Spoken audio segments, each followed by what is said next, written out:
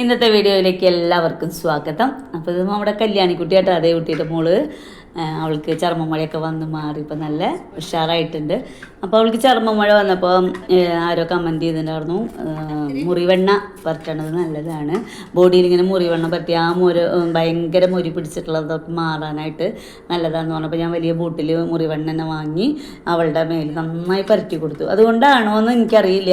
എന്തായാലും അവൾക്ക് നിറയെ മേൽ എല്ലായിടത്തും ചർമ്മമുഴ ഉണ്ടായി, നല്ല പോലെ പൊന്തി വന്ന് പൊട്ടലും മുറിവൊക്കെ ഉണ്ടായിരുന്നതാണ്. അതൊക്കെ പോയി, ഒരു പാട് പോലും ഇപ്പം ഇല്ല. അപ്പോൾ ആര് കണ്ടാലും അവൾക്ക് ചർമ്മമഴ വന്ന കുട്ടിയാന്ന് തോന്നില്ല. അപ്പോൾ ഞാൻ വിചാരിക്കണു മുറിവെണ്ണയുടെ ആവാം. ഹോമിയോ മരുന്ന് കൊടുത്തിട്ടുണ്ടായിരുന്നു, നമ്മൾ ഇംഗ്ലീഷ് മരുന്നല്ല കൊടുത്തിരുന്നത്. എന്നാലും ആ മുറിവെണ്ണ പരട്ടിയിൽ ഭയങ്കര എഫക്റ്റീവ് ആണെന്നുള്ളത് എനിക്ക് മനസ്സിലായി. അപ്പോൾ ആ മുറിവെണ്ണ പരട്ടിയോടുകൂടി അവളിപ്പോൾ നല്ല ബോഡിയിലൊന്നും അങ്ങനെ ചർമ്മമഴ വന്നതിൻ്റെ പാടുകളോ അതൊന്നും കാണാനില്ല. പിന്നെ അവളൊരു കാപ്പി കളറ് പശുക്കുട്ടിയായിരുന്നു, അത് മാറിപ്പോൾ ഒരു ബ്ലാക്ക് ആയിട്ടുണ്ട്.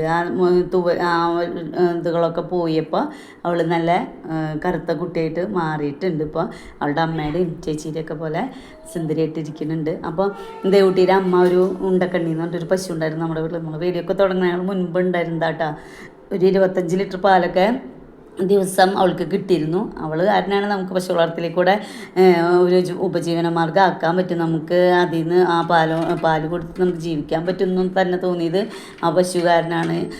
അപ്പോൾ ആ പശുവിൻ്റെ ഒരു ചായയാണ് നമ്മുടെ കല്യാണിക്കുട്ടിക്കുള്ളത്. അവളുടെ കണ്ണൊക്കെ നല്ല ഉണ്ടക്കണ്ണായിട്ടും നല്ല നല്ല മിടുക്കത്തിയാണ്, തിന്നാനൊക്കെ ഭയങ്കര ഇഷ്ടമാണ്. അപ്പോൾ ഒരു അരവട്ടയ കായത്തിലേക്ക് അരിഞ്ഞു കൊടുത്താൽ, അഥവാ കായത്തിലില്ലെങ്കിൽ പുല്ലായാലും വൈക്കോലായാലും ഒക്കെ അവൾ നല്ലപോലെ കഴിക്കും. പുഷ്ടിമി ആയാലും ഒരു 1/2 കിലോ വെച്ച്, ഒരു നേരം 1/2 കിലോ വെച്ച് 2 നേരം കൂടി 1 കിലോ പുഷ്ടിപ്പനെ കൊടുക്കുന്നത് അധികമാണെന്ന് എനിക്കറിയാം. പക്ഷേ അവൾ അസുഖമൊക്കെ വന്നൊന്ന് മാറി ശരിയാവട്ടെ എന്ന് വിചാരിച്ചിട്ടാണ്. അപ്പോൾ വയറൊക്കെ കുറച്ച് ചാടിയിട്ടുണ്ട്. നമ്മൾ പശുക്കുട്ടികളെ എപ്പോഴും കറക്റ്റായിട്ട് വരമരുന്നൊക്കെ കൊടുത്ത് നന്നായിട്ട് തന്നെയാണ് നോക്കാറുള്ളത്. പക്ഷേ ഇവൾക്ക് അസുഖം വന്നതുകൊണ്ട് തന്നെ നല്ല ക്ഷീണമുള്ളപ്പോൾ വരമരുന്ന് കൊടുക്കാൻ പാടില്ല എന്നാണ് കേട്ടിട്ടുള്ളത്. അപ്പോൾ അതുകൊണ്ട് തന്നെ ഞാൻ വരമരുന്ന് കൊടുത്തിട്ടില്ല. ഇനിയിപ്പോൾ നല്ല ഉഷാറായിട്ടുണ്ട്. ഇനി വരമരുന്നൊക്കെ കൊടുത്ത് അവളെയും അവളുടെ ചേച്ചീരെയൊക്കെ പോലെ നല്ലൊരു പശുക്കുട്ടിയായിട്ട് മാറ്റണം. അപ്പോൾ നമ്മൾ പശുക്കളെ കൊടുക്കണ കാര്യമൊക്കെ പറഞ്ഞപ്പോൾ എനിക്കൊരു കൊച്ചു സബ്സ്ക്രൈബർ ഉണ്ട് കേട്ടോ, കണ്ണൂരിൽ നിന്ന് 7ാം ക്ലാസ്സിൽ എത്തിയിട്ടുള്ളൂ കുട്ടി. പക്ഷേ നല്ല അറിവുള്ള പശുക്കളെ കുറിച്ചൊക്കെ എന്ത് മാതിരി അറിവാണ് അവന്. അവൻ പറയാണ് എന്നോട്, ആൻറ്റി ചക്കരേനെ കൊടുക്കണ്ട കേട്ടോ, ഒരു ജേഴ്സി പശുവല്ലേ ഉള്ളൂ നിങ്ങളുടെ ഫാമിൽ, ബാക്കിയൊക്കെ HF അല്ലേ, നല്ല പാലാവണങ്ങിയ ചക്കരേനെ കൊടുക്കണ്ട, വേറെ ഏതെങ്കിലും പശുവിനെ കൊടുത്താൽ മതി എന്നൊക്കെ പറഞ്ഞിട്ട്. അപ്പോൾ ആ കുട്ടിയോട് ഞാൻ പറഞ്ഞു, ഏതെങ്കിലും ഒരു പശുവിനെ വളർത്തി ഇവിടെ വീട്ടിൽ ചോദിച്ചപ്പോൾ പറയാം, വീട്ടിലുള്ള അച്ഛനും അമ്മയ്ക്കും ഒന്നും പശുക്കളെ ഒരു മൃഗങ്ങളും ഇഷ്ടമില്ലാത്തവരാണ്. പക്ഷേ ആ കുട്ടിയുടെ അച്ഛന്മാരെയൊക്കെ പോലെയാണ് പശുക്കളോട് ഭയങ്കര ഇഷ്ടമാണ്. അർബാനൊക്കെ കൊണ്ടുപോയി പുല്ലൊക്കെ വലിച്ച് അയൽവക്കത്തെ പശുവിനൊക്കെ കൊണ്ടു കൊടുക്കുന്നതാണ് പറയുന്നത്. അപ്പോൾ ആ കുട്ടി ഇടയ്ക്കിടയ്ക്ക് വിളിക്കൂട്ടാ. പിന്നെ നമ്മൾ പശുവിനെ കൊടുക്കുന്നുണ്ടെന്ന് പറഞ്ഞപ്പോൾ പലരും വിളിച്ചിട്ടൊക്കെ ഉണ്ട്. പക്ഷെ ഇപ്പോൾ 4 പേര് ഗർഭിണികളാണ് നമ്മുടെ വീട്ടിൽ. അമ്മൂട്ടി, കുഞ്ഞിപ്പെണ്ണ്, കിങ്ങിണി മോള്, വലിയോള്. അപ്പോൾ ഇവരുടെയൊക്കെ ഇപ്പോൾ വലിയോളുടെ 4 മാസം കഴിഞ്ഞിട്ട് അപ്പോൾ അവളുടെ കറവ് നിർത്തണം. കിങ്ങിണി മോളുടെ മുൻപേ നിർത്തി. അപ്പോൾ ഇവർക്കൊക്കെ തീറ്റ കൊടുക്കണമെങ്കിൽ നമുക്കിപ്പോൾ കുഞ്ഞോൾക്ക് 10 ലിറ്ററിൽ മീതെ പാലുണ്ട് ഇപ്പോഴും. അപ്പോൾ 6-6.5 ലിറ്റർ പാല് ചക്കരയ്ക്കുണ്ട്. അപ്പോൾ ഇത്രയും പാലുള്ള പശുക്കളെ പെട്ടെന്ന് തന്നെ എനിക്ക് കൈവേദന വന്നപ്പോൾ കൊടുക്കാമെന്നുള്ള തീരുമാനത്തിലെത്തിയതാണ് ഞാൻ. പക്ഷേ കൈവേദന കുറവുണ്ട് ട്രീറ്റ്മെൻറ്റ് ചെയ്തപ്പോൾ. അപ്പോൾ ഇത്രയും പാലുള്ള പശുക്കളെയൊക്കെ നമ്മളിപ്പോൾ കൊടുത്തു കഴിഞ്ഞാൽ നമ്മുടെ കയ്യിൽ നിന്ന് കാശെടുത്തിട്ട് നമ്മൾ തീറ്റ മേടിക്കേണ്ടി വരും. അത് എത്രമാത്രം കുറച്ച് നാൾ തന്നെ വേണ്ട. ഇപ്പോൾ 6 മാസം കഴിഞ്ഞിട്ടേ ഉള്ളൂ ഇങ്ങനെ മോൾക്ക്.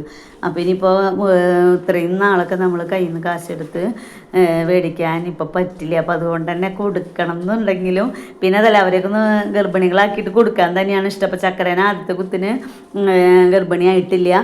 അപ്പോൾ ഇനിയിപ്പോൾ അടുത്ത ഒരു പ്രാവശ്യം കൂടി ഇപ്പോൾ കുത്തിവെച്ചിട്ടുണ്ട് കഴിഞ്ഞ ആഴ്ചയിൽ. അപ്പോൾ അവളും ഗർഭിണിയാണോ എന്ന് അറിയണം. അവരെ കുഞ്ഞോളും ശരിക്കും മതി കാണിക്കണില്ല. അപ്പം ഇനിയിപ്പോൾ അതിനുള്ള മരുന്ന് കൊടുത്ത് അവളെയും കുത്തിവെച്ചിട്ട് കൊടുക്കാമെന്നാണ് വിചാരിക്കണത്. ചിലപ്പോൾ കായത്തിലേക്ക് കിട്ടാൻ ഭയങ്കര ബുദ്ധിമുട്ടാവും. അപ്പോൾ പുല്ലരിയാനാണ് എനിക്ക് പോകാൻ പറ്റണില്ല, ചേട്ടന് തന്നെ പോകണ്ടേ.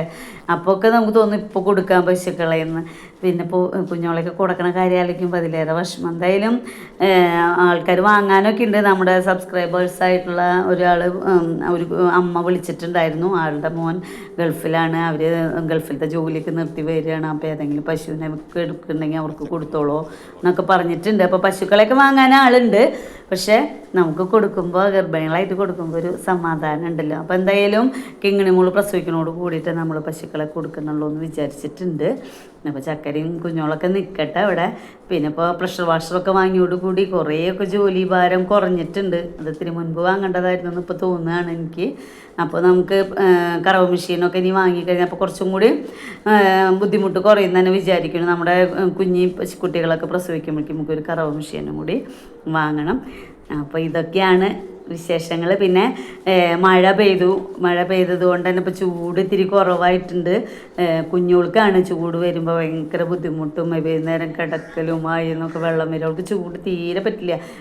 കാര്യം എപ്പോഴും ഫാനൊക്കെ ഇട്ട് കൊടുത്താലും അവൾക്കുണ്ട്. അപ്പോൾ മഴ പെയ്തത് വലിയൊരു ആശ്വാസമാണ്.